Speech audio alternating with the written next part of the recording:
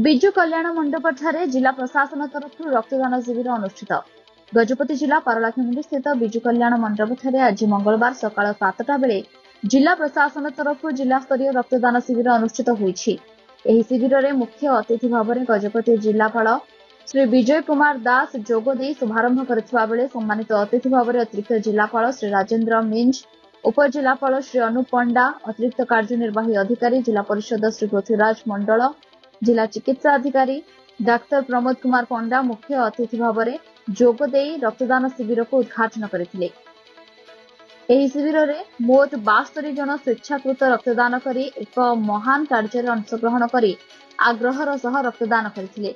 एही अवसर रे डेप्यूटी कलेक्टर श्री पाणकृष्ण पाणिग्राही, जिला जरूरीकालीन अधिकारी श्री कमलकांत पंडा, स्थानीय तहसीलदार श्री नारायण बेहेरा, जिला विपर्यय परिचालना परामर्शदाता श्री प्रदोष शतपथी, गगेश्वर बेहेरा समेत समस्त जिला स्तरीय अधिकारी, गण और कर्मचारी माने उपस्थित रही रक्तदान करथिले।